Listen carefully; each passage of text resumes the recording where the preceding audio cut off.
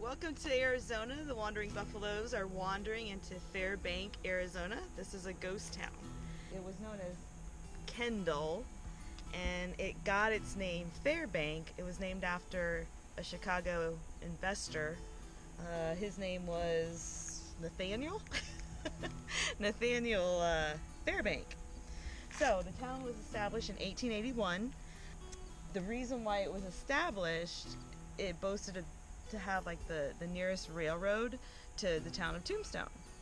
So when Tombstone became an actual town, that's when this started to develop as well. At its height, it had 100 residents. Located in the San Pedro River Valley, I guess, the area, is now a historical park. But the decline of the town, there was a big flood, or I think it was in 1890, the river flooded, so that diminished a lot of the population, and in the 1970s it became fully abandoned.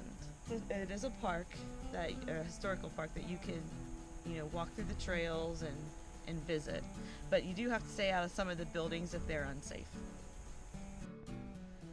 Fairbank was also known for their silver ore mills, right? The silver.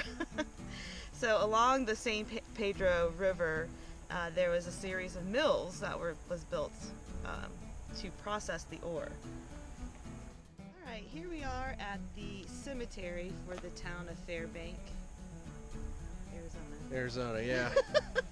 From the main part of the town ruins, where it's about a half a mile walk up to the cemetery, and it's on a nice little hill.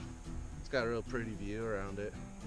But most of the graves, what you can identify, are piles of rocks, some rotted crosses. There's a few from the footage that we got that have, where somebody inscribed in concrete to preserve who it is. It's been weathered though. Yeah, but most people, you have no clue, but it's still really neat.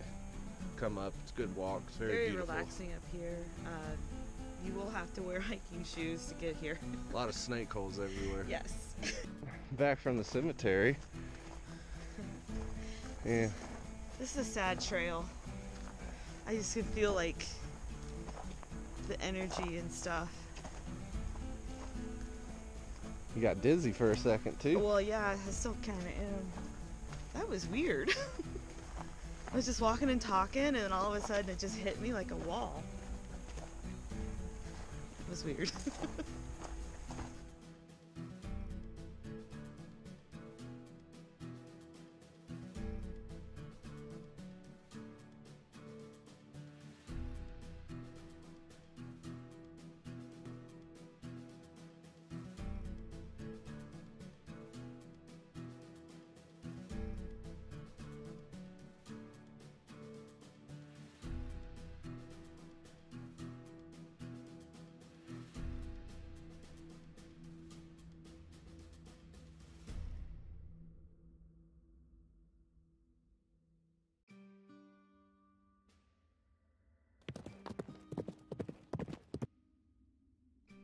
After Fairbank, Arizona, we wandered over into Charleston, Arizona. This is another ghost town. It was started in 1879. The town was based on milling silver ore mined in nearby Tombstone. Charleston was settled by mill workers who worked in the mill in Millville, which was just located across the river. Charleston consisted of 40 buildings. 350 people lived there, and it had its own post office. It got the name Charleston from Charles Handy, who was the original postmaster. The town had a reputation for being wild and lawless. Outlaw Frank Stillwell owned a saloon. The Clanton Ranch is located nearby. It was run by Old Man Clanton, and he employed infamous figures such as Johnny Ringo, Curly Bill, Pete Spence, and Frank and Tom McLaury. In 1887, the Sonoran earthquake had left the town in ruins. However, in 1889, the town was abandoned completely after the silver mines in Tombstone were forced to shut down. During World War II, the United States used Charleston as a practice site for urban combat, and they would actually use live ammunition.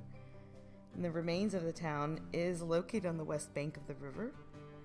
There's still a few adobe structures remaining, however they have been riddled with decay and bullets. To get to Charleston, you have to go off trail. There is a trail to go see Millville, but you need GPS coordinates to guide your way to Charleston.